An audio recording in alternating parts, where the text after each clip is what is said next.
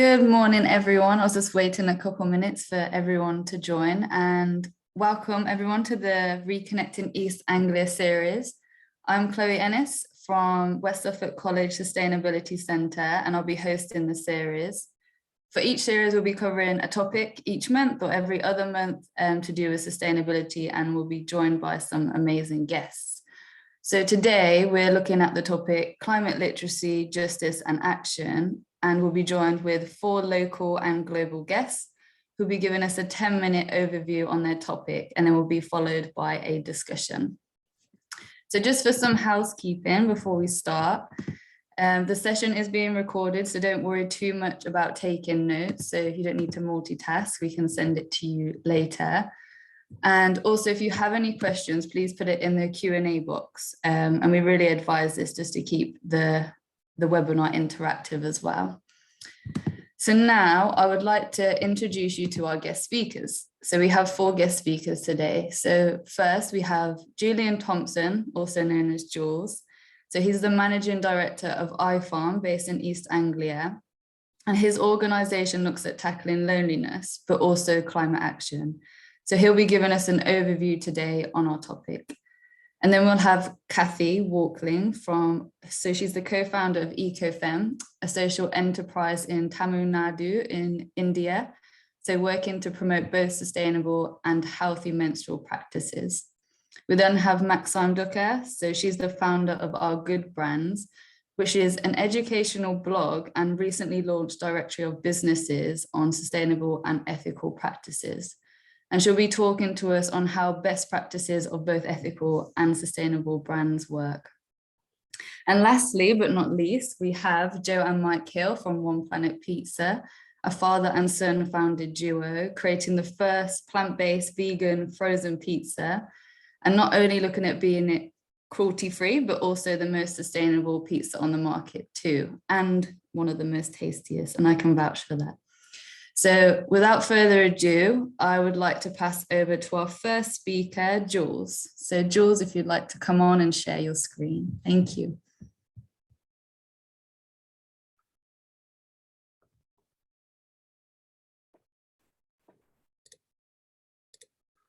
There we go. So I'm just going to dive straight in. Good morning, everyone. And I'm going to ask, are you scared yet? Because anything else you're interested in isn't going to happen if you can't breathe the air and drink the water. So today I'm going to ask you not to sit this one out. Do something. We are, by accident of fate, alive at an absolutely critical moment in the history of our planet. And some of you may recognize that as a quote from Carl Sagan. And some of the things you'll hear today may scare you, but there is hope at the end of this presentation. So I'm like you, I've got 25 years in business as a managing director and director of a PLC. And if you told me 3 years ago that I'd be standing here talking to you about climate change, I wouldn't have believed you. But then I read the IPCC report in 2018, and the conclusions are terrifying. So I'm here because I believe that you care about the science, about truth, and about data. I believe that you're well connected and have a platform and connections to get this message out. And if you're a student at West Suffolk College or similar, then you'll be filling our shoes in the coming years. So the United Nations have declared code red for humanity. So how bad is it? Well, according to Michael Gove, when he was head of DEFRA and the Environment Agency, we'll have no food in 30 years. Complete eradication of soil fertility in the UK. Our water supply is approaching the jaws of death, which is when demand outstrips supply. And we're on course for 4 degrees of warming this century, which is cataclysmic and means large swathes of the planet will be uninhabitable. We are currently smashing through tipping points. The Arctic ice will be gone in our lifetime, and the Greenland glacier will be gone in our lifetime. And that will mean we are facing a world that has billions of refugees. But don't just take my word for it. Listen to Professor of Climate and Environmental Change, Professor Stephen Harrison, outlining the dire consequences of our inaction. We've got to listen to the science. Listen to Sir David Attenborough and watch Breaking Boundaries, where Johan Rockström, who's professor and joint director of the Potsdam Institute, shows how we're passing all of our planetary boundaries. About 350 parts per million is where we need to be in terms of CO2 in the atmosphere. We're at 415 and we've got 450 locked in. And that's terrifying. You've probably seen it on the news. Our world is literally burning, with huge fires in California, Australia, Siberia, Morocco, Algeria, Greece, and Turkey are all burning. This is an article from The Sun with a video about the wildfires in Greece. And our world is flooding. And this is the Western world and not the majority world, where climate impact is hitting even harder. So this is the recent scene in London. And we're seeing flash floods in Brussels, in London, and in Germany. And in the UK, we have 5 million houses built on floodplains and many hospitals. And the average cost of restoration for a flooded house is around £30,000. So this is an annual liability to the insurance industry of around 150 billion. That's 1.5 times the budget for our NHS. So we can't afford not to act. When the insurance companies withdraw cover and these houses need restoration, who's going to pick up the bill? It's going to be the government and it's going to be the taxpayers. So that's our money. So how bad is it? Well, too much water or not enough. And we're heading for dry times. The Met Office predicts we could see many more scenes like this. This is actually an empty reservoir in the UK. This is Howden Reservoir in the Peak District. And we're likely to see much more of this, again, in our lifetime, certainly by the turn of the century. And personally, I think the process is only accelerating, and it's exceeding all of our worst models. California's ongoing drought is the worst in 1,200 years, with significant water rationing. And you die within 3 days of no water, and there's a thing called day zero. And Chennai, which is a city of 6 million in India, ran out of water. Cape Town has reached day zero in South Africa, and London is scheduled to reach day zero within 5 years. And that's from James Bevan, the chair of the Environment Agency. And what will a world like that be like? Well, you'll have water riots and stretched emergency services. So we're really vulnerable right now. And 20 odd years ago, there were tankers on the roads, standpipes in the streets, and for 6 weeks, 1,000 tankers a day rolled across Yorkshire. And it was the biggest ever peacetime mobilization. So that's the kind of thing that we'll be facing moving forward. The convoys were an unremitting environmental and economic disaster.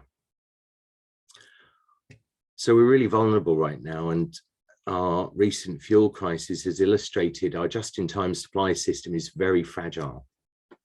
We don't have stockpiles of fuel, food, or water.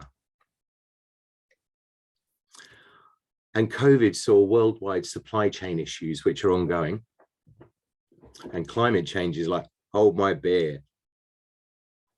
So we're facing multiple crises with the global pandemic, health crises, recession with unemployment, homelessness, cost of living increases, the doubling of fuel and energy costs to stay warm and heat our homes, and they're going to double again. And the Bank of England is already rising interest rates. And climate change is going to hit. And if you think COVID was bad or the recession was bad, well, climate change will really bite. And the cost of inaction far outweighs the cost of us doing something now. So just electric cars and cycle lanes are not necessarily going to fix this, because each electric car has a significant embodied carbon. So we can't just swap our business as usual. And the government's not going to come and save us, you know, with failure of COP26 and the inaction on the climate and ecological emergency.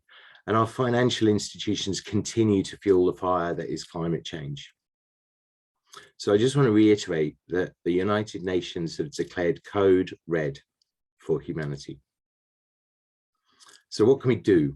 What can we do? Because this is about action and about what we can do as people and as a community to come together to help solve our respective challenges. And this is the biggest challenge humanity's ever faced.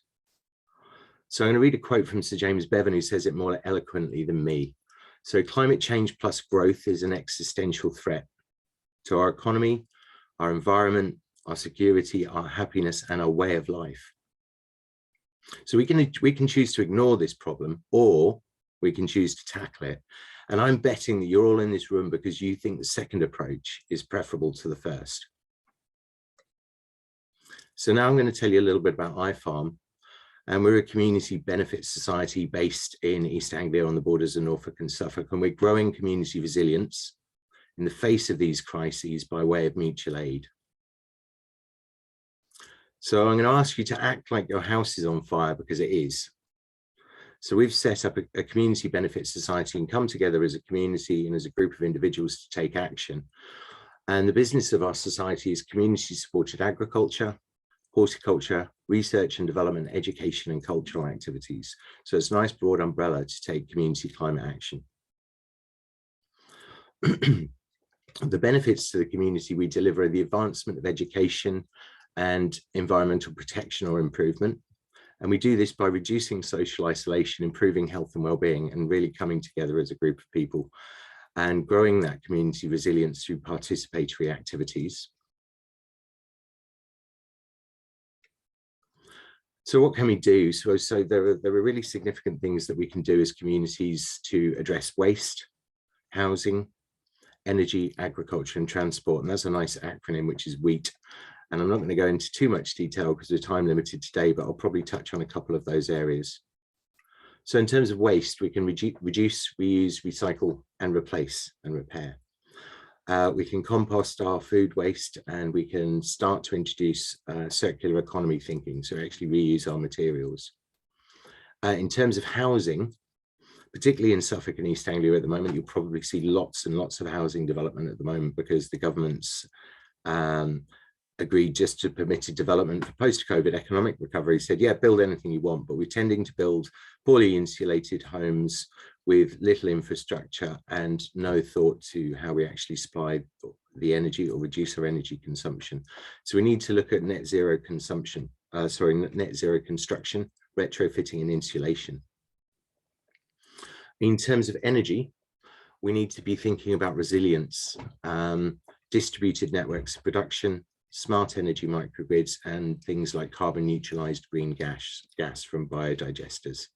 And I might have some time later on to talk about some of the activity we're doing at IFARM in terms of installing a smart energy microgrid for our parishes of Blow Norton and Thelneatham. In terms of agriculture, we need a sustainable food revolution. We need regenerative agriculture, agroecology and agroforestry, because the biggest carbon sink we have left is our soil. And I mentioned earlier that we're going to have the eradication of soil fertility in the UK within 30 to 40 years. And that's due to the level of inputs that we're using in terms of nitrates, in terms of fertilizer, in terms of glyphosate and other herbicides and pesticides. So we've got to farm without inputs and actually draw down that carbon and come back to a place of safety. In terms of transport, there's going to be some changes. We're probably not going to be able to all have a car. We'll all have access to a car. We've got to share those cars just because of the embodied carbon. We've got to think about planning and how we actually travel to work. And with the revolution, with the pandemic and this, for instance, as a webinar, we know it can be done. We know we can work from home.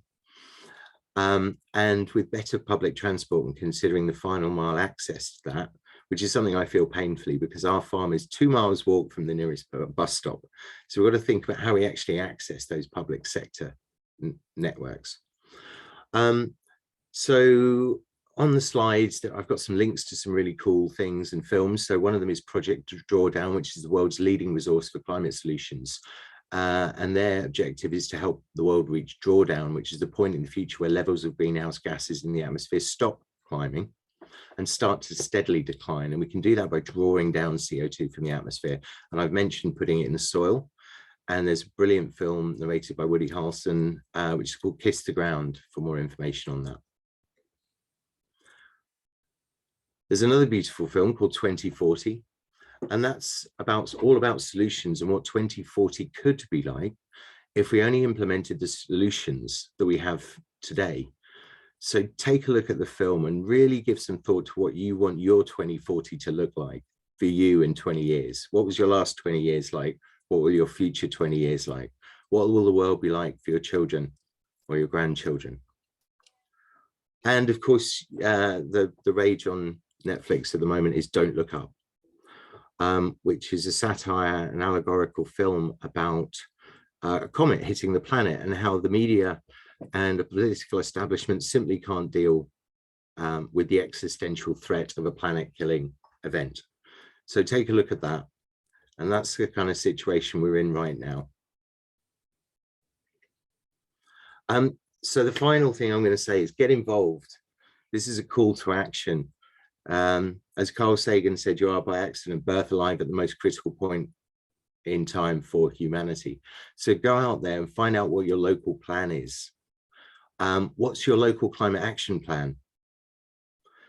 Does your local authority engage with community assemblies on climate? Ask the question, join one, see if you can see what answer you get. I'm sure they will. How can your business transform and transform the world?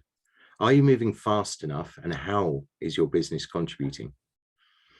And if you'd like to be happy to answer any questions moving forward, and that's a little presentation from IFARM.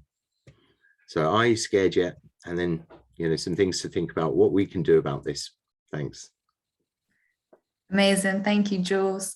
So that's Jules from IFARM. So again, if you have any questions for Jules at the end, please put it in the Q&A box. And then now I would like to pass over to Kathy, so the co-founder of Eco Femme. So Kathy, if you'd like to come on and mute yourself and share your screen, that would be amazing. Thank you. Yeah, hi everybody. So my name is Kathy, and I'm actually living in a community called Oroville in rural Tamil Nadu, just 3 hours south of Chennai. And the topic that I've been working on I've been living here 20 years, and the last 10 years I've been really focused on a project that's concerned with sustainable menstruation. And I got into this topic really through personal experience. I guess coming from the West and moving to India, one thing that becomes very visible is the impact of overpopulation, pollution, resource scarcity. And I particularly encountered that in regard to just handling my own sanitary waste and realizing that I was going to have to dig holes to bury my pads and tampons. And this was a kind of rude awakening, and it kind of was what got me into the work at EcoFemme. So I'll share with you now my, oh, wait a second, I was going to share a screen. Let me see if I can get this up. Are you able to see my screen okay? Yeah, we can see that, Kathy. Okay, I'll just put it onto a present mode. So I'll just walk you very briefly through the story of what we do and why we do it. So EcoFemme is a social enterprise, and it's rising for rural India, and it actually has a global reach. We're women-led, we're 21 women, and we founded in 2010.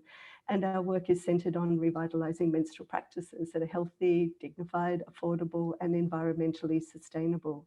What we really wanted to do with EcoFemme was to be an example of how business, social responsibility, and sustainability could really go hand in hand, and really sought a holistic approach to menstruation through integrating our business practices, our production processes that engage rural women who stitch the cloth pads and nappy products that we make, and also culturally sensitive and life-affirming menstrual education, which is part of our non-for-profit work. So this hybrid model has a commercial and non-commercial side of our work. And basically our ideal is to really bring as much benefit to as many women, girls, menstruators around the world, and make the products affordable and accessible. And why we kind of got into this was really trying to understand menstruation through a wide-angled lens. And what we realized through our research was that menstruation is a complex topic. And I think that's true of pretty much anything you're trying to sort of shift a dial on. It can't be reduced to a single issue. And certainly it couldn't be fixed, as a problem with simple or single solutions. So what we noticed, for example, in India, when we started our work, was there was a prevailing narrative was that girls were dropping out of school because of lack of access to safe menstrual products. And therefore, this disposable sanitary napkin was offered as the solution. And obviously, there were issues with that, obviously environment, but many others as well. And we realized we started to try to understand the complexity of this topic and all the different threads that are connected. So the big piece and role that culture plays, the mindset around how menstruation is related to, but also health, economics, gender, environment, social justice. They're all contributing to this challenges and situation around how menstruation is handled in India and in fact around the world, I would say. And we realized that a holistic approach would be needed. So this picture is just illustrating how, that there is this kind of network or this relationships between, what drives product choices. Sometimes it's economics, that their disposables are also cheap. Also, use of cloth is that's used and then disposed of is also very inexpensive. But there's also this cultural idea that menstruation and menstrual blood is dirty and that women who, when they're menstruating, are polluted. And so then this kind of plays into the kind of choice to use disposable pads to kind of use and throw and get rid of the evidence of menstruation. And so there's a number of aspects there. And I just quickly try to unpack some of them for you. So when it came to environment, there are 355 million women of reproductive age in India. And we learned through looking into it that there's about 4 plastic bags worth of plastic in a single sanitary napkin. So when we started to, do the numbers and really think about what would it mean if these 355 million women would all start using sanitary napkins, say 10 pads a month, we'd be talking about a staggering amount of plastic waste. And I obviously don't need to tell you the problem with plastics, but, just phenomenal amounts of waste for which there's just inadequate disposal mechanisms. And it's not just even the environmental impact too, even health is a concern. And while these products were proposed as innocuous and presented as a sort of safe way to handle menstruation, in fact, when you look into the ingredients, there's a lot of really questionable chemicals which are included in these disposable products. So that too revealed that there was more to the sanitary napkin than met the eye, and this wasn't going to be a sustainable nor healthy solution. And this is a situation that, I think you wouldn't face in England, but certainly it's a reality here in India, which is who cleans up the mess. And, when a napkin is tossed, it's still, it goes through a process of manual handling, and often these pads are unwrapped, unsegregated, and it's, obviously people who are doing that work. And one thing that was really distressing for us to learn quite early on was that as many of these pads were flushed, this is a major contributor towards blocked drains. And in India, there's still a practice of what's called conservancy work, where people literally go down these manholes and physically unblock drains many of which are blocked because of the disposable napkin and nappies too, which have this super absorbent polymers which expand when they come into contact with water, and they're really notorious blockers of drains. So there was a real social justice issue as well in terms of who's bearing the brunt of this disposal, and it's typically low caste women and men. And we felt this was unethical. So for all these reasons, we really felt that introducing the idea of a cloth pad would be, at least to offer it into the marketplace as an option, would provide an alternative to just this single product solution that was proposed as the answer to this so-called problem. So what we did at EcoFemme is that we set out to design a business which would include the pad production side of the operation. So from the design of the product itself, which is and I'll just hold one up if you can see me in the screen. This just gives you an idea of what it looks like. It's multiple layers of organic cotton cloth. We use certified cotton. It's got a back leak-proof layer, wings. So it's a functional design. And a single cloth pad can replace approximately 75 disposable pads. So that's a real, it has a big impact in waste reduction. And also using locally sourced materials. So we source our cotton from India and within our state, and obviously supporting local women through local livelihood as well. And we, again, through livelihood generation is a big factor in enabling women to have more choice, more agency and more empowerment. You know, really it's a big difference between being a dependent on a man versus earning their own livelihood. So women from the local villages near to where we live within our community, they're stitching the pads. And then on the sales and marketing side, we're able to, we work a lot on basically marketing the product to both affluent users within India and also around the world. The product's available in 25 countries, including the UK. We have our own online shop. So this brings us the revenues, and from that surpluses, we're able to do the non-profit work, which is concerned with two main programs. One is called Pad for Pad, through which all our international customers are actually donors to this program, that when they buy a pad for themselves, they're also sponsoring a pad for a girl in India. And these pads are offered as part of an educational menstrual health program, a 3-hour class, which is standardized and which is really covering a lot of really important basics around their bodies, about, you know, menstrual cycle literacy. And we do product analysis where they really learn about the different menstrual products and can make an informed choice. They're not forced to take the cloth pads. They're offered as a choice, but it really helps give them the critical thinking skills to make an informed choice, to really understand what are the ingredients in the sanitary napkin, what happens when it's thrown away, and even to challenge this concept of away.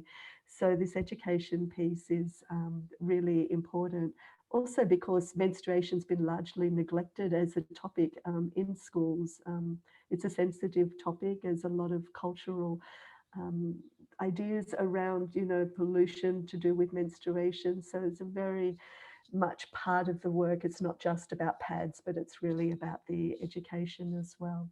And we also use our surpluses to cross-subsidize pads to make them affordable for women from low-income backgrounds. And most of our work is happening through grassroots partners. So this is how we're able to really reach out across the country and really have an impact.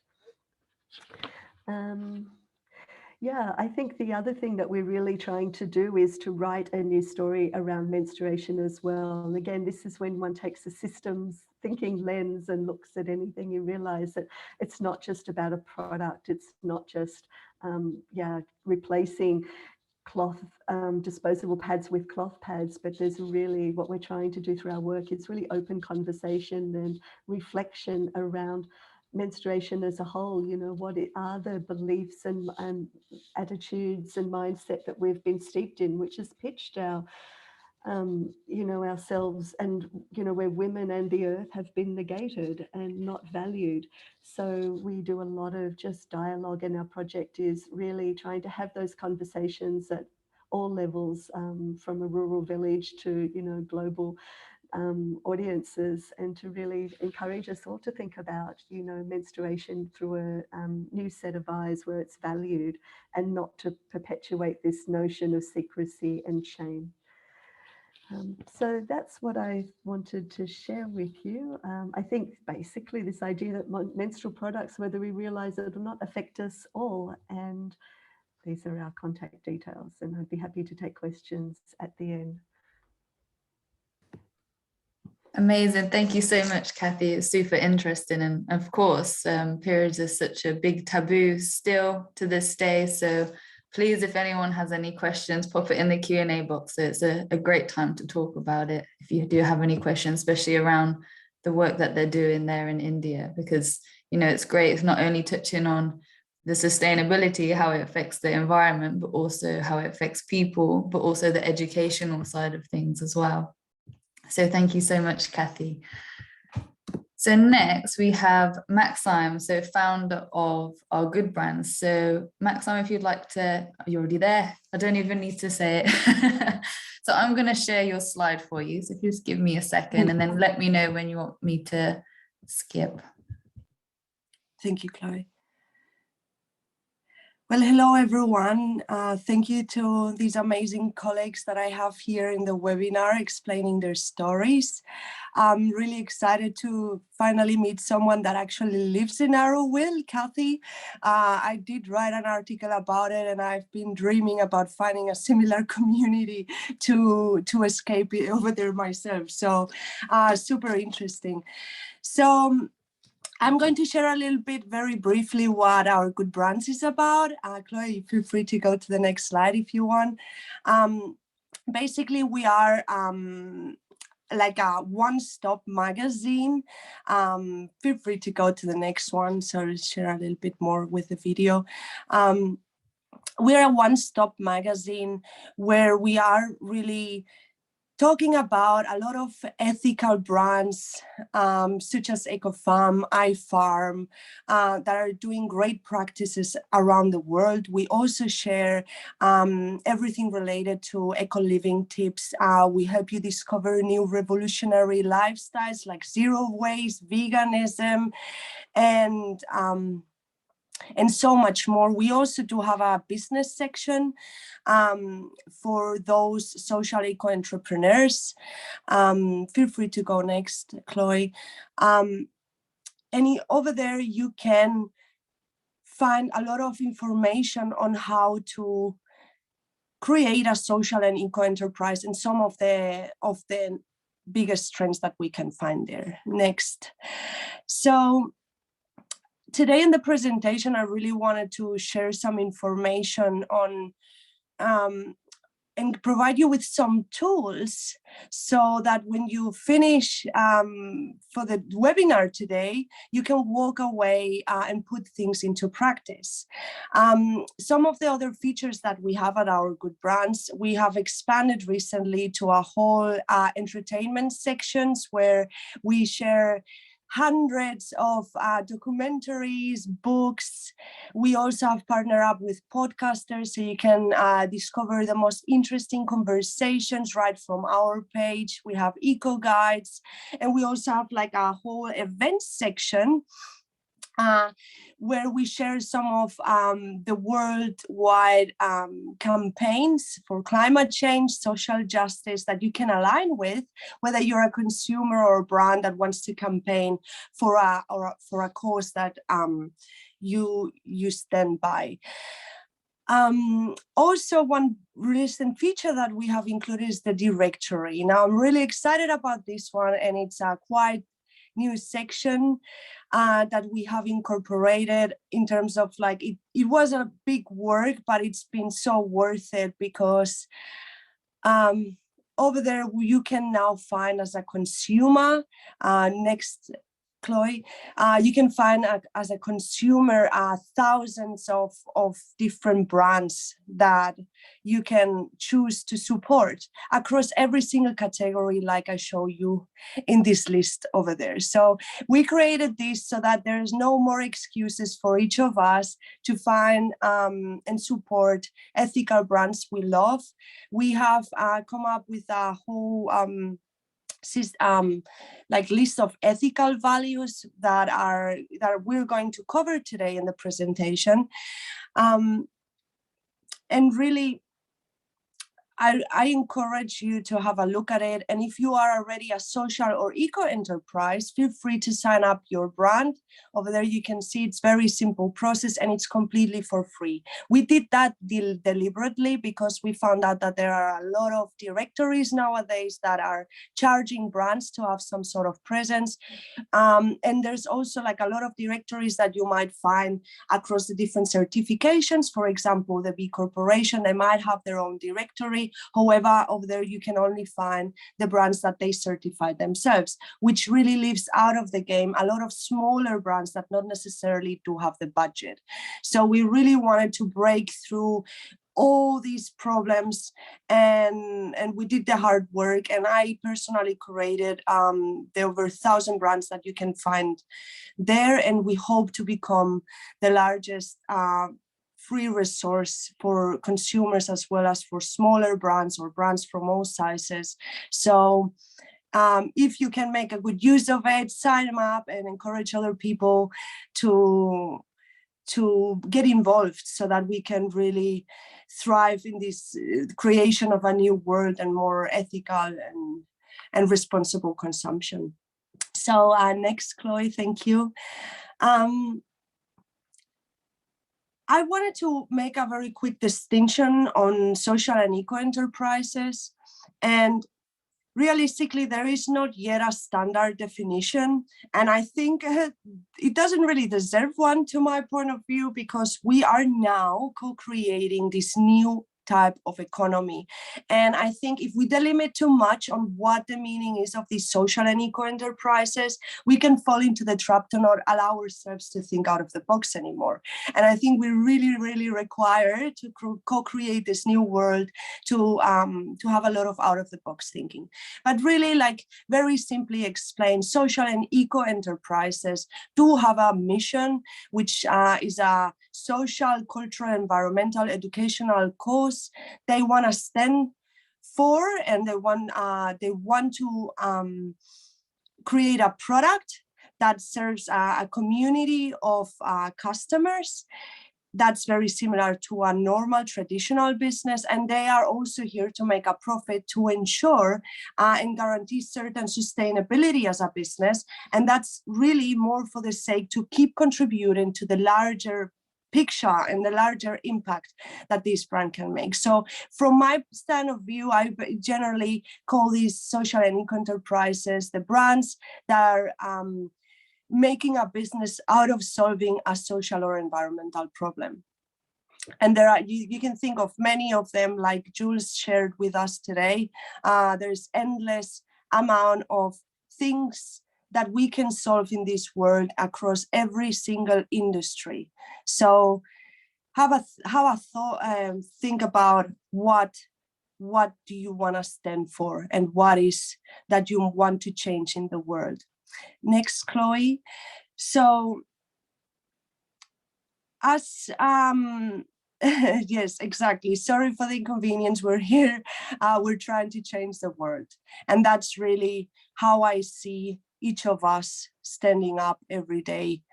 So we're here facing a new paradigm, and here's some little infographic that I did in the early days to show very easily and simply how we differentiate social and eco enterprises from traditional and businesses and non-profit organizations. And basically, we are shifting from profit-driven, which is what we can find in traditional businesses, to a completely mission-driven. So we are now looking more into social wealth creation instead of an economic wealth creation. Next. So I'm going to talk about a little bit what the business models are. And first of all, I really want to share with you what are the 4 identifiers that we can find in social and eco enterprises so that we can quickly distinguish one of those type of businesses with a traditional brand.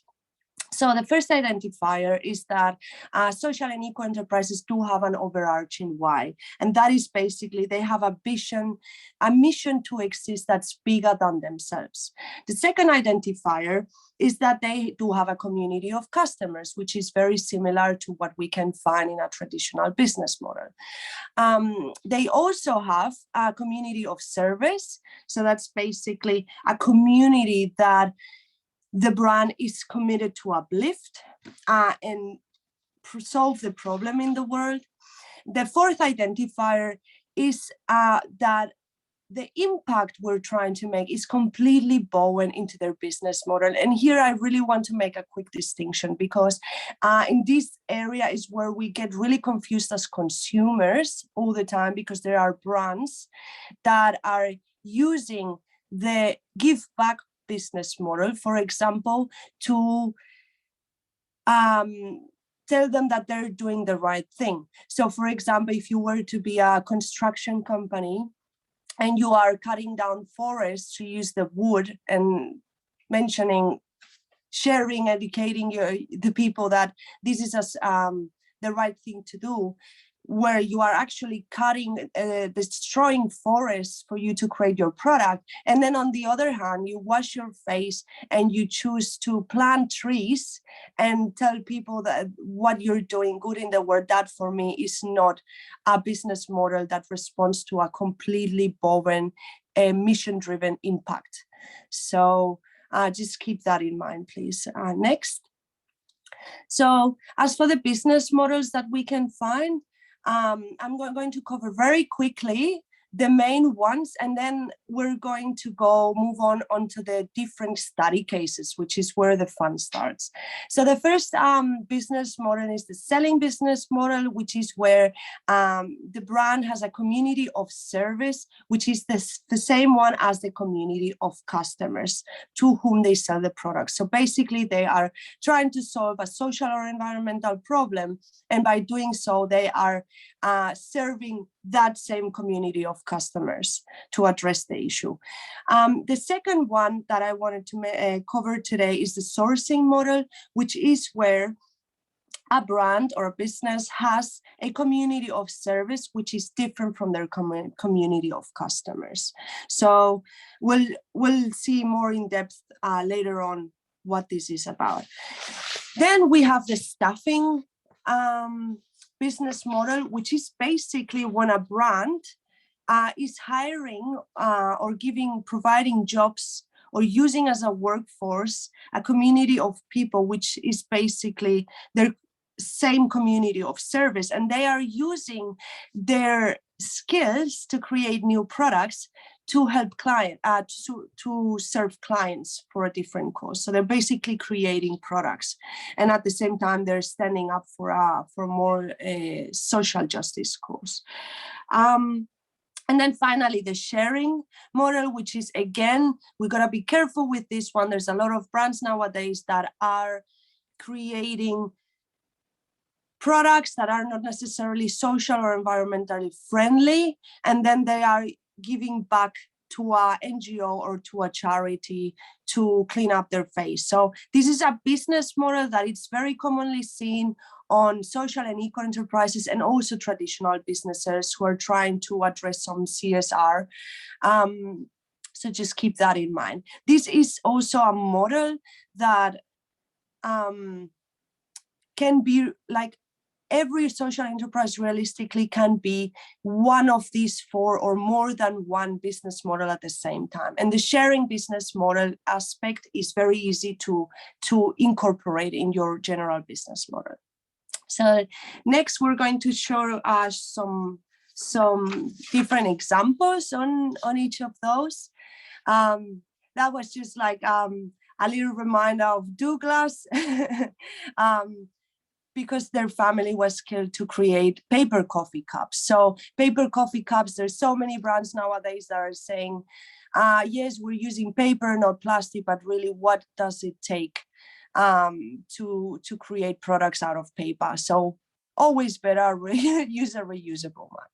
And me and Douglas, thank you for taking that into consideration. So as for the selling business model, we have Higher Up. Higher Up, I'm not sure if you guys know about Tinder. I'm sure you do. Higher Up is realistically the same concept, but taken to the group of disability, of the disabled people. So what this app does basically is finding the perfect match between a social worker and a disabled person, because what they found as a problem, as the root cause, was that there's a lot of middlemen in the industry which are not realistically looking from a more emotional point of view. The people with disabilities, they also have feelings and emotions, and since social workers and disabled people spend so much time together, it would be very nice that at least they have some shared passions. So Higher Up solves this matter, and at the same time they turned out to also help Higher Up users, that's disabled people, save a lot of money, because they are by removing the middlemen.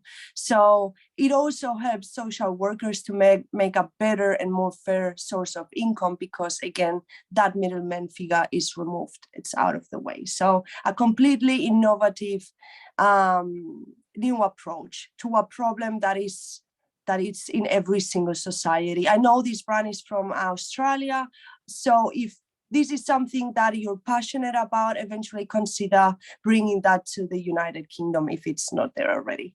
So the next one we're going to be looking at is the sourcing business model. Here, a quick mention, there's a lot of fashion brands nowadays that are using this type of model, because they are choosing to work directly with farmers and weavers and ancient and skilled craftsmen to preserve the ancient techniques in fashion. However, for this case, I'm going to use a very popular brand. I'm sure many of you know, it's called doTERRA. So what they're doing well, and they're doing as a sourcing model, is they are working directly with people in developing countries such as Somalia, Guatemala, Haiti, and so many more, up to 40 countries, where a third of those countries are in developing areas. And they have created a co-impact sourcing program where they are able to have a fully ethically and sustainable supply chain to source the main ingredient, which are the essential oils, to then create those products. By doing so, they're really creating fair wages for the people. They're creating basically income opportunities and getting that community to thrive. So that would be a good example for a sourcing model. The next one we have is the staffing business model. I really like this one as well, because what's happening here is that we're using employees to become part of an integral part of our mission. And usually we can see that are really across every single industry. And for this example, I'm using Bebemos. These are a group of mompreneurs. They're refugees from Syria. And what they're doing is they're creating soft toys. Therefore, they're using their skills, something they're skilled at. And they're giving a second chance in life, because they're moving to a new country where they obviously lack from a lot of opportunities, and they come with a lot of trauma. So you'll find this type of staffing business model. You can also see that a lot across sex trafficking. You can see that people who've been in jail, people who've been abused or gone through severe vital problems, and these type of business are truly helping them to be reintegrated back into society. So the last one we have is the sharing business model. And in here, again, this is where we have more of a give back type of approach.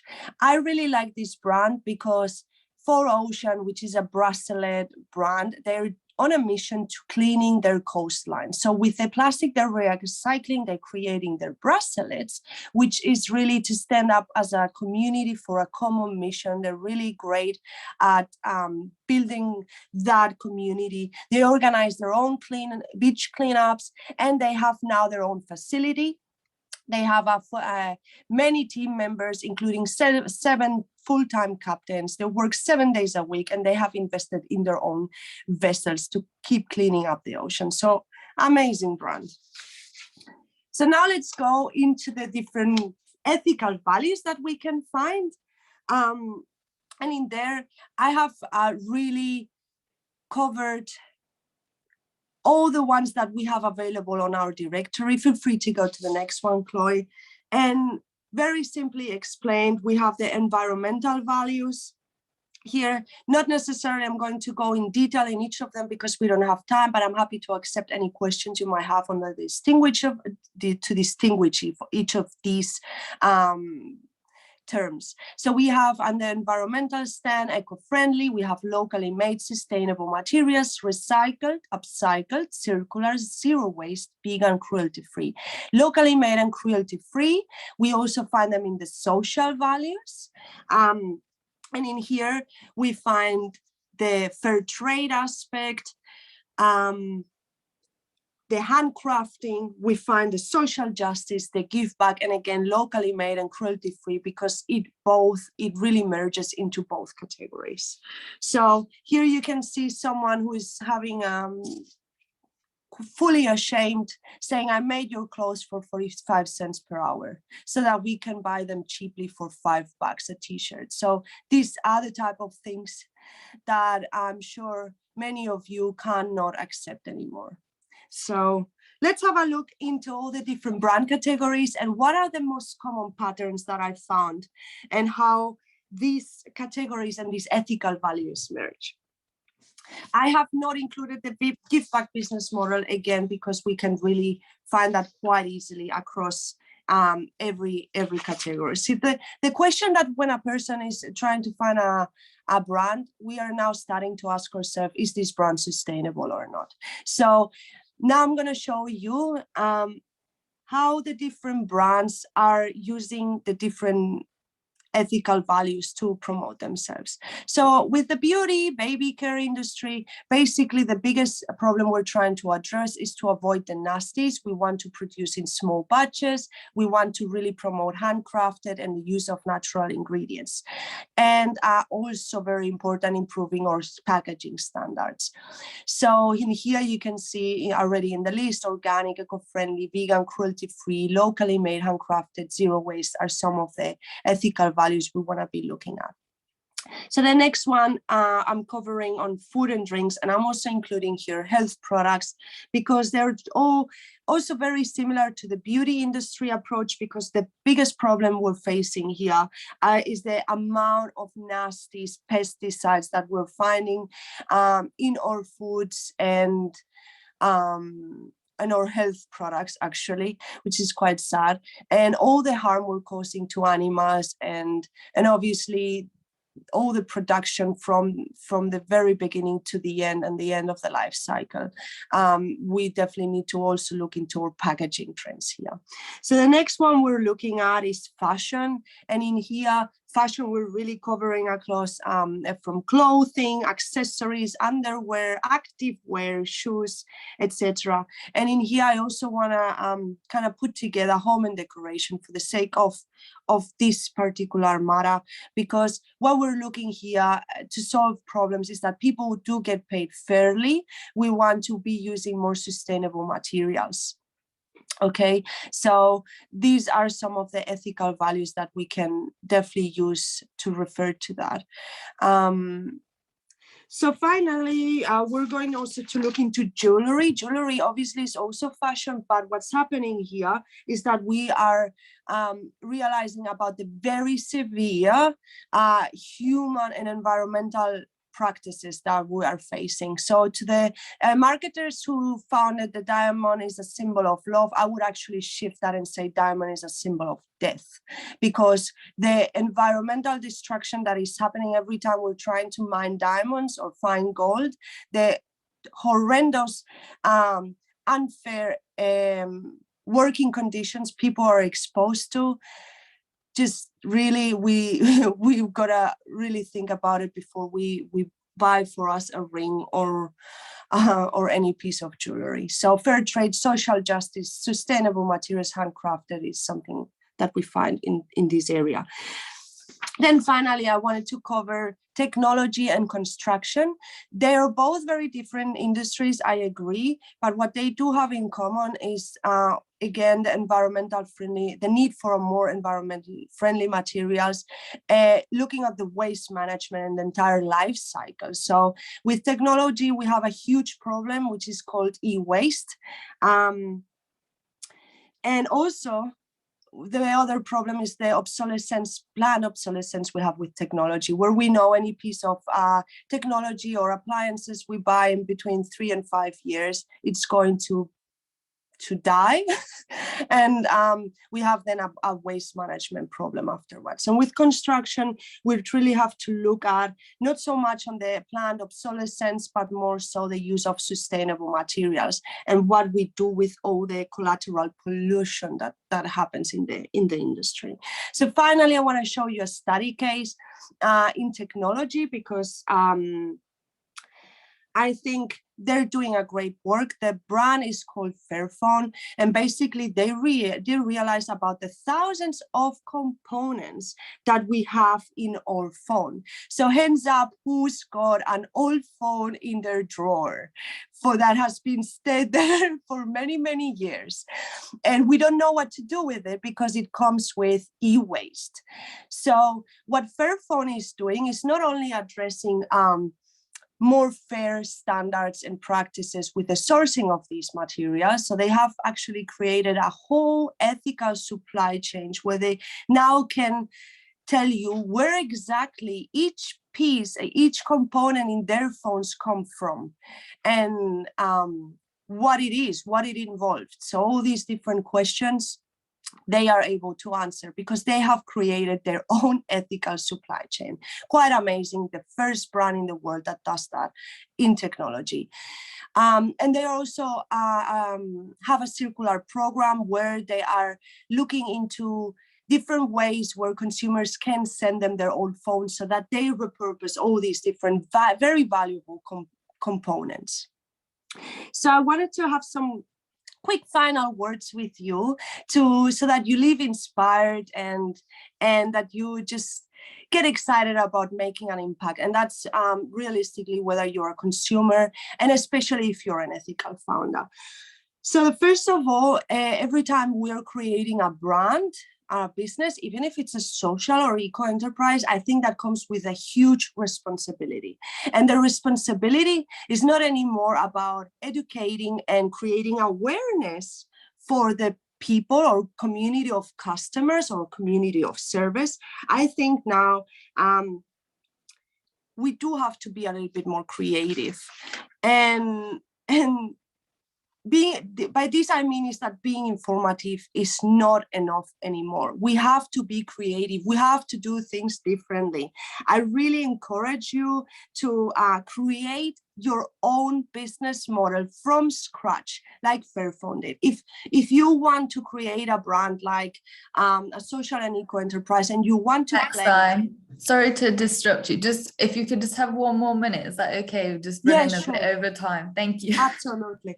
So I would just really encourage you to reinvent and rethink the status quo, to not follow trends, just create new ones.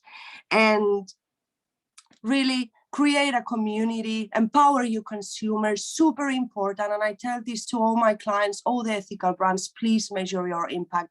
Make people feel that they are part of something, that they understand the impact they're making every time they're buying your shoes, that they are buying a menstrual product, that they are giving back to society in some way, or that they're saving how much waste.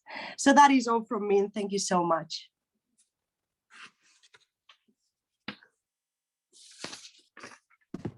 Thank you, Maxime. That was great. And thank you for covering so much, so incredible. And I'm sure everyone will say, you know, I guess how much they can take in and take from this now. So thank you very much. So now, last but not least, I'd like to introduce Mike and Joe from One Planet Pizza. I'll pass on to you now. So thank you. You're already ready. Hi, everyone. Can you hear us okay? Yes, great. Hi, folks. Yep, so it's good to hear everyone's talks so far. Really interesting stuff. We're going to finish on something a little bit more lighthearted, which is pizza. So our sort of brief talk today is about how to help consumers understand and tackle the very difficult, complex issue of climate change through the food they eat every day. So every day we say you have 3 meals, which is 3 choices to make a better decision for the planet. So we are One Planet Pizza, and we're on a journey. We're certainly not at the end of it, to build the most sustainable frozen pizza company in the world. As I've already mentioned, so I'm Joe. I'm the son of the father and son team, in case you can't guess. I'm starting to look a bit older, so we're merging, but I went vegan back in 2014, and it was largely because I've always had a real passion for animals and cared about animal welfare. As soon as I was old enough to understand what we were doing to animals in animal agriculture, I decided I didn't want to be part of that system. So I started eating a plant-based diet. But I've been vegetarian since I was a child, and largely inspired by Mike, who I will now hand over to. Thanks, Joe. That's a hell of a handover. Yeah, so I went vegan back in the 80s, before it was a thing. No one really knew what it was. Vegetarian was pretty weird back then, but it's really interesting. Even back then, there was some books. There wasn't any internet, but there was some amazing books out there that were already starting to talk about the impact of what we eat and our food system on the planet. One I remember was called Diet for a Small Planet. Small is Beautiful by Schumacher.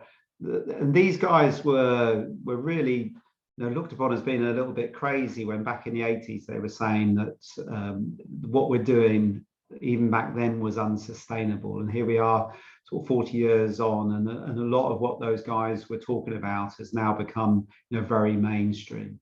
So for me, it's been a very personal a journey, I guess, over the last 40 years, in terms of seeing how plant-based eating has become much more mainstream, become much more accepted. The science has caught up to a certain extent, because back then the vast majority of nutritionists were saying we need to eat meat and dairy to be healthy, and the economists were saying that we need, you know, a big meat and dairy industry to be able to sustain the world food system.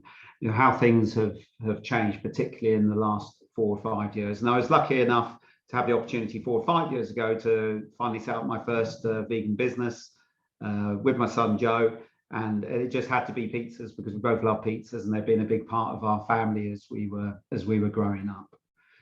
Okay, back to you, Joe. I think we're going to talk a bit about these facts first. Oh yeah, sorry, I say back to Joe. It's actually me. So a little bit of background on One Planet Pizza, and then I'm just going to explain why, you know, we think that we see pizza as a real, we call it an agent of change. And it seems a bit strange, but if we're going to get people to think about where their food comes from and reducing their meat and dairy, then we need to look at the most popular sorts of food that the vast majority of people live. And pizza's right up there. It's the #1 certainly frozen fast food, and pretty close to being the #1 fast food. It's an internationally accepted food now. There's all sorts of variations around the world. It's really interesting now. We're starting to sell pizzas to the Far East, for example, what they like to see on their pizza. The most popular pizza in Scandinavia is actually a kebab pizza, and the most pizzas in Scandinavia are eaten on New Year's Day. So it's incredible what you find out when you run a pizza business. But One Planet Pizza, we're a family-founded brand, but we've grown quite organically and reasonably slowly in the first few years, but we've got a giant plan, and that is to use pizza to save the planet one slice at a time. And the other phrase we often use is pizza with purpose. So it's as I say, it's using pizza not just immediately to get people to reduce their dairy and meat intake, but also just to think about where their food comes generally. And that's our sort of mission statement at the moment, using the power of epic plant-based frozen pizzas to inspire as many people as possible to make more friendly diet choices. So when we first set up the business, it was definitely pretty much all our pizzas were eaten by hardcore vegans. But increasingly now we're going into outlets where it's going to be much more of a flexitarian or reducitarian type market. We also are very conscious that pizza can be a relatively unhealthy choice. So we've worked hard on our pizza ingredients, and we're actually HFSS, which is high fat, salt, sugar compliant. The government's introduced some new legislation recently which severely limits the ability of retailers, particularly the supermarkets, to advertise, promote and discount food which is high in fat, salt and sugar. So we're really proud that 3 of our 4 classic range of pizzas are actually HFSS compliant, and hopefully that's going to be the future going forward. And we've done our own calculations. We know that our pizzas are on average got 30% less fat than their traditional meat and dairy counterparts. But next I just want to talk you through some background really on meat and dairy and the impact that this has on the planet, and how veganism, eating the plant-based diet, or even just reducing the amount of meat and dairy that you eat can have a really positive effect. So, and a lot of you may have heard these.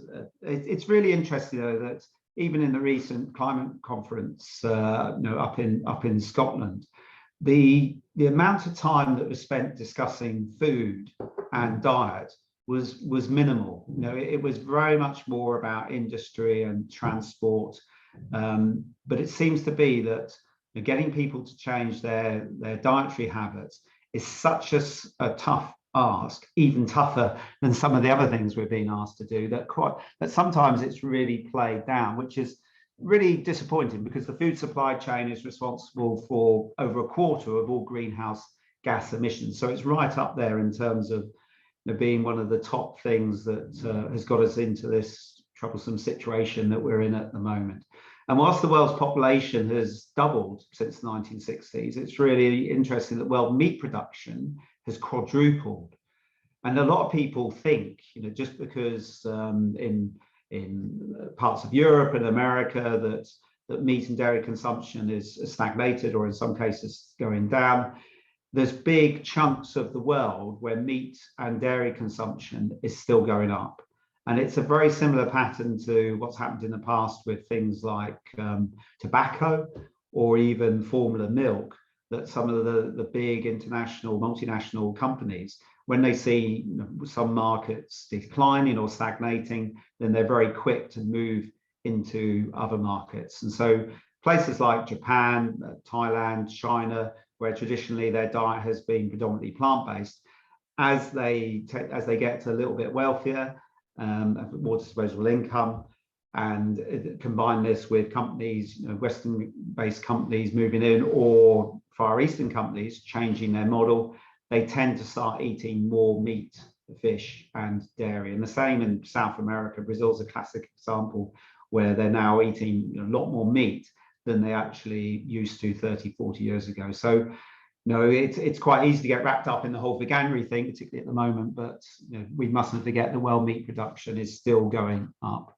In terms of water and land consumption, eating plant-based can have a massive impact. So, for example, it takes 1,000 litres of water to produce 1 beef burger.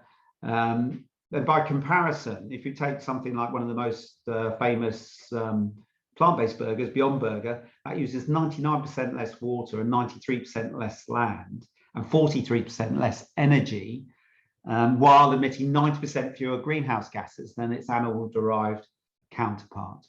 And one of the things that we actually put on our boxes is that consumers, we can reducing our own dietary carbon footprint can reduce our, I haven't said it right, by adopting a plant-based diet, we can reduce our own dietary carbon footprint by up to 50%. And a lot of scientists would argue it's the single most important thing that an individual can do is to change and adapt their diet to reduce their own individual dietary carbon footprint. But I guess the bottom line is we can't continue to eat as much meat and dairy at the rate we are. And if we take action on all of the other things that have been talked about today, but we continue to increase our meat and dairy consumption, particularly by the intensive factory farming practices, then the two are going to balance each other, and we're not going to get anywhere in terms of reducing overall emissions. Okay, back to you, Joe. Thanks, Mike. So yeah, he's very clearly laid down the foundations. So the bottom line is that reduce your meat and dairy, and you can help tackle climate change through your diets up to 3 times a day. And it's a very easy thing for us to do, especially nowadays with all the choice and availability of plant-based food. So for us, the next question is, well, how do we translate that and make it easy to understand for consumers? Because you know what it's like when you go into a shop, everyone makes snapshot decisions, you're in a rush, and the average person will make these purchasing decisions within seconds. So it's very difficult to communicate what is good and what is worse in terms of products and their carbon emissions. So we're quite proud that we worked with a company in the UK called My Emissions. They set up about a year ago, so a very new company, and one of many of these emission calculator brands now emerging, which is really good to see. And the guys at My Emissions, they calculate our carbon footprint and translate it into a really easy to understand score, which we put on the front of our packs, and you can see in front of you now. So we actually downplayed ourselves here and put these on before we got our full scores back, and we actually were really happy to have scored all A's and then a B for the free cheese, which is the highest score, and B being the second highest. So yeah, really happy with that, and we're now working on comparing them to what traditional meat and dairy pizzas would be, but we're very likely it's going to be C's and D's for the meat and dairy counterparts, which is really interesting, and it makes it very simple to understand. So on average, our range of pizzas have a 47% lower carbon footprint than traditional meat and dairy ones, which is incredible, and it just shows that it's close to that 50% reduction in your dietary carbon footprint. So it's making it really easy for people to make those quick, effective decisions to help the planet. So what My Emissions do, and I won't go into too much detail, partly because me and Mike don't understand it too much. We leave it to the scientists and the analysts. But yeah, very simply, they work out your life cycle for your products, and this is published in peer-reviewed scientific journals. They develop specific values for each food at the main stages of each life cycle. So that's from the farming, transportation of the ingredients to us, through to the production of our pizzas on our conveyor line.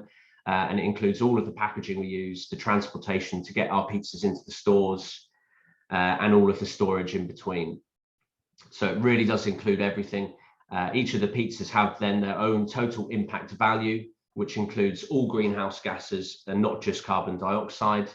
And then this score is probably quite hard to understand as a consumer. So what we do is then My Emissions will translate these into scores from A to E, which we think is the easiest way for the consumers to understand. And we know this isn't the end for us. This is the beginning of our journey to becoming carbon neutral, 100% carbon neutral. And you do this by offsetting the remaining emissions from the whole company. And there are lots of effective ways to do this. And at the moment we're planting trees, but we know that's only the beginning as well. So hopefully by the end of this year, we'll be a fully carbon neutral company. And then we work towards becoming a B Corp as well. So what we're doing is we're proudly using this across our marketing and our brand, and championing these carbon labels for consumers. And also we're opening ourselves up to other companies and brands and trying to share this information and this knowledge to make it easy for others to adopt this as well. It's not something we want to keep secret, it's something we want to shout about and encourage everyone else to do as well. So that's probably it from me on the carbon scores. Hopefully we didn't bore anyone too much with the details, and we hope you'll follow us on this journey and you enjoyed hearing a bit more about One Planet Pizza. Lovely, thanks everyone. Amazing. Thanks, Mike and Joe. That was great to hear and see. And I guess everyone who's here from East Anglia, even better. So now I'm just going to do a quick discussion with you all. I'm aware we have gone over a little bit. We did tap in this extra time, so we do have about 15 minutes now. So if all my talkers would like to put their camera on and unmute yourselves, I'm just going to ask you all a question that I've prepared, and then we do have a couple of questions in the Q&A as well.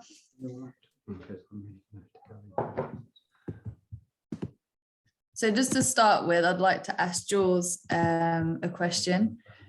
So Jules, why is it important to work as a community and a just transition within this field of work? And can you example that with anything you've done in IFARM or Friends of the Earth or Climate Action Group? And just quickly, don't go into too much detail. If you could just give me a couple lines each, and then it gives something for the audience to think about or come back to us with. Great question. And I think the focus there is community, because it's going to take us all to fix this. It's going to take us the rest of our lives. I can only touch this much, and you can't have a million without one. So it's really important we come together as a community and co-create our future. And a couple of examples there in terms of what we're doing at IFARM. Just again, very briefly, we're installing what's called some Wallopinis at IFARM. A Wallopini is a sunken greenhouse heated by ground source heat pumps. And what that will allow us to do is actually cultivate citrus fruit year round in the UK, in Norfolk. So we don't need to ship our oranges across from Brazil and have all of the associated carbon miles. The next one is very much more a community effort, and that revolves around our local pub, which we're purchasing as a community. And we're going to cover that in solar panels and make it a net exporter of energy to the village. So that's going to form the heart of a smart energy microgrid, which will build resilience in our energy supply. And to do that, we have to work with our parish councils, our district councils, our county council, and fundamentally the community. You know, we have to have the buy-in, and that's going to help keep us warm and reduce our bills. And with energy pricing doubling, you can imagine, you know, that's starting to get much more traction. So there's a couple of good examples there. So I hope that. Amazing. Yes. Thanks, Jules. And again, I'm sure, you know, if there's anyone interested in the work Jules is doing and wants to come together as a community in East Anglia, please do get in touch with him or through me. So next, I'd like to ask, I can't get my words out right now. I'd like to ask Kathy a question. So Kathy, what was it that led you and your co-founder to not only looking at tackling period poverty, but assuring it was also the most sustainable option? And can you highlight the main benefits of making sure it's social and climate action are looked at together?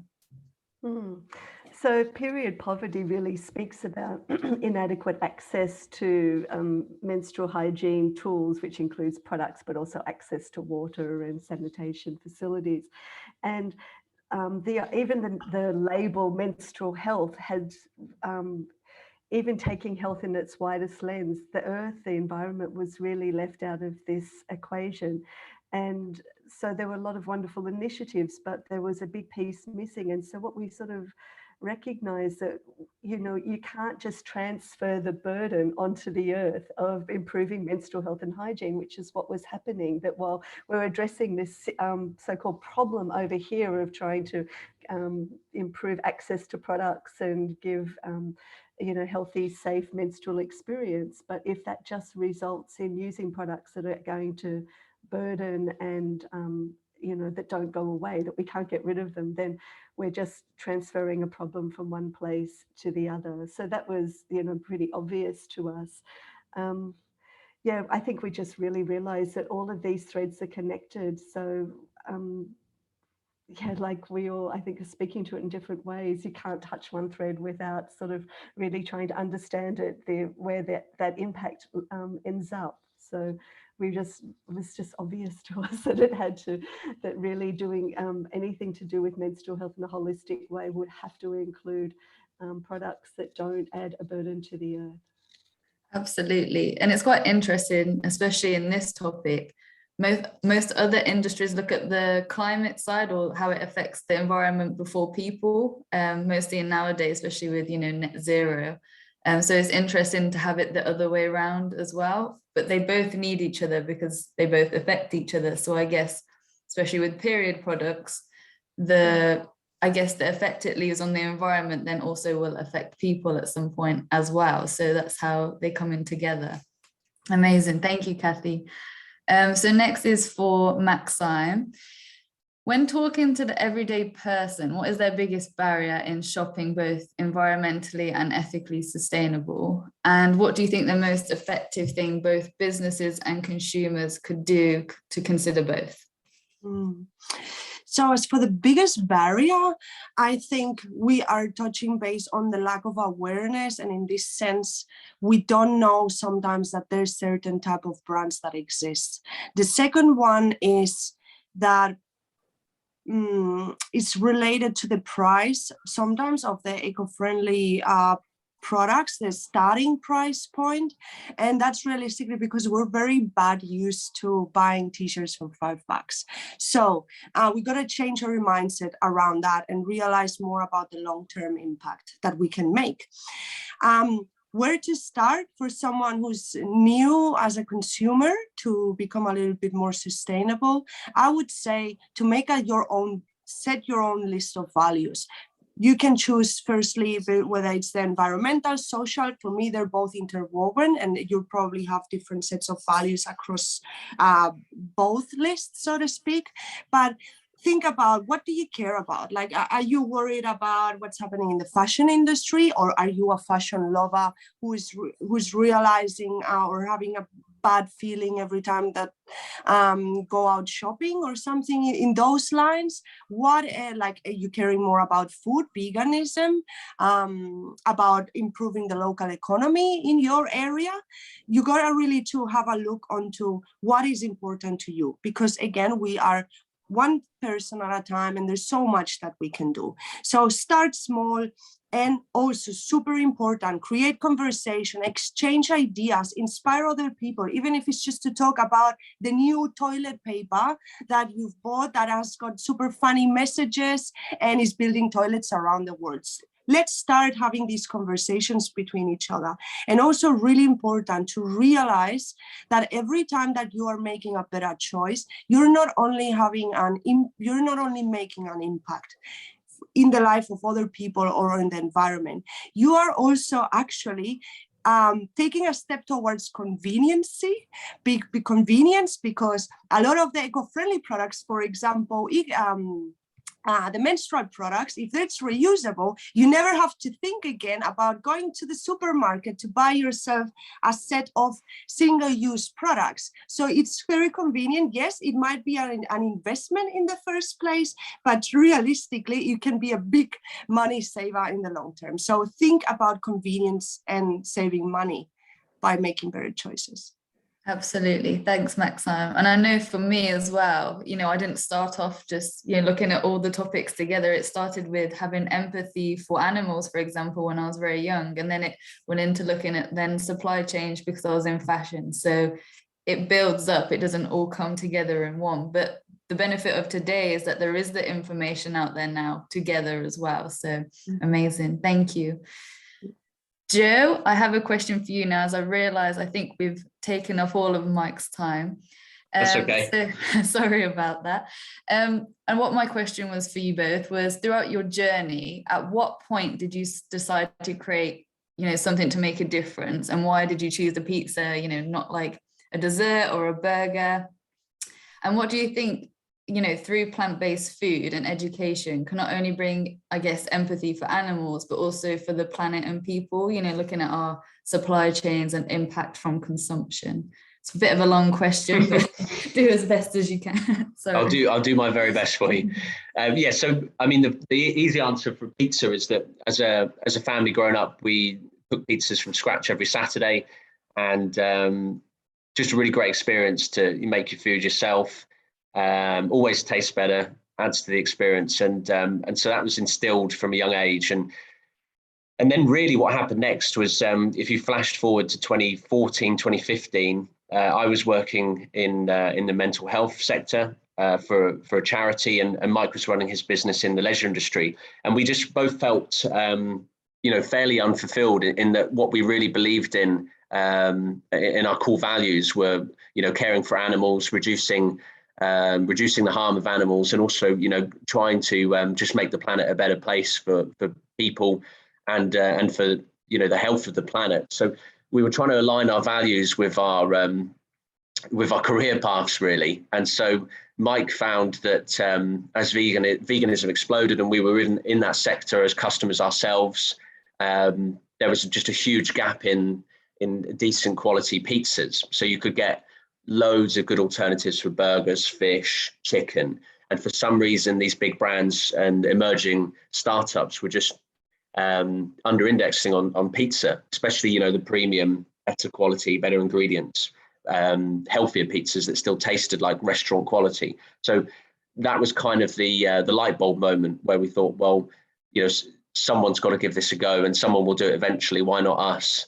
And that's kind of how it started. So at the very beginning, it was, here are our core values. Here's what we want to achieve. And basically it's to help as many people as possible to make those better choices with the food they eat. Because I think it's one of the easiest things you can do every day on a regular basis is just decide what meal you're going to eat. And it can have such a massive impact right through the supply chain. And like you said, Chloe, you can stop harming animals along the way, but the main thing probably is that you're actually reducing carbon emissions, which is the big global issue we all face. Absolutely. And what I love about you too is that it started with values and not just coming on the trends, as Maxime was saying, like start with your values and then ripple out. So, and that's what you're doing, I guess, with looking at your carbon emissions now as well. So it's incredible. And on that note, since you're here, we do have a question for you in the box, which was from Matthew. So how do you make your delivery carbon neutral? So we have a website where we deliver direct to customers, which was a real challenge because it's frozen food. And one of the big reasons we've stuck with frozen and not gone down chilled, which is really tempting, is that food waste goes up dramatically when you do chilled products. As you can imagine, when you walk down an aisle, you'll see reduced chilled products because they just don't have the shelf life and they go out of date very quickly and they can't sell them to consumers. So keeping everything frozen for us, right back from our ingredients to our storage to the production and then sending pizzas out, it is really crucial for us to reduce our food waste almost down to zero, which is really important. I think a third of all food produced in the UK is actually wasted. So we know it's a huge issue that runs alongside the meat and dairy industry. So that was a big one for us, is maintaining that low food waste by keeping things frozen. And we worked, so DPD, they're actually a carbon neutral delivery company. So we made sure we chose one that was fully certified and accredited. So we work with them on the website deliveries. And then ourselves, it goes back to my missions. So they work through every part of our supply chain, which includes that final delivery stage to the shops themselves. So that's as far as we can take our own calculator and our own score. So they would work out the average distance that we deliver to all of our wholesalers and retailers. And based on that average, they would incorporate that into our scores and then tell us what the scores are and what we'd need to achieve to bring those down to zero. Amazing. Thanks, Mike. And I believe Jules wants to also come in on this. So Jules, please do come in. Thanks, Chloe. That's great to hear, Mike.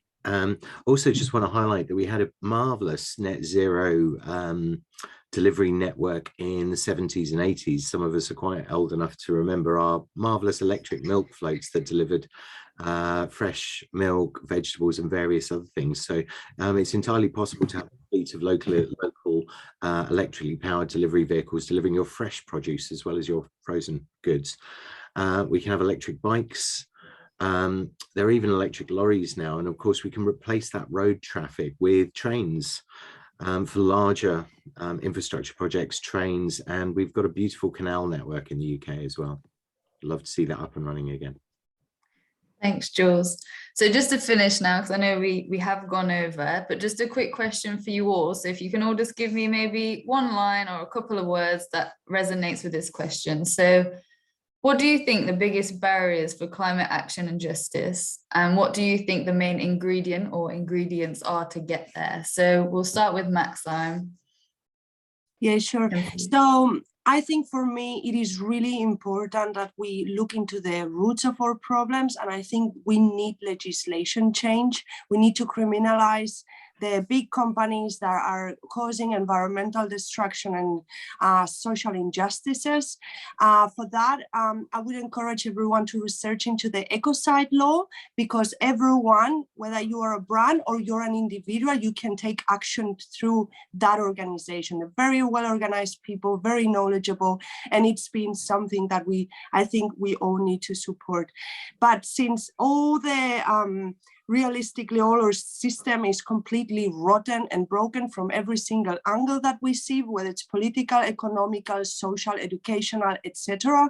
I think now we've actually been seeing the very best in this COVID drama from all our different angles and actions. So I think the only solution at the moment is going out on the streets and protesting, getting together and showing love for each other and realizing we are all one. Amazing. Thank you, Maxime. Kathy? Yeah, what comes for me is, in a way, it's more the inner work of realizing the ways in which we're conditioned and that our mindsets have been so, through our education, culture, whatever, but to really look at things in reduced bits and pieces and parts and separative thinking.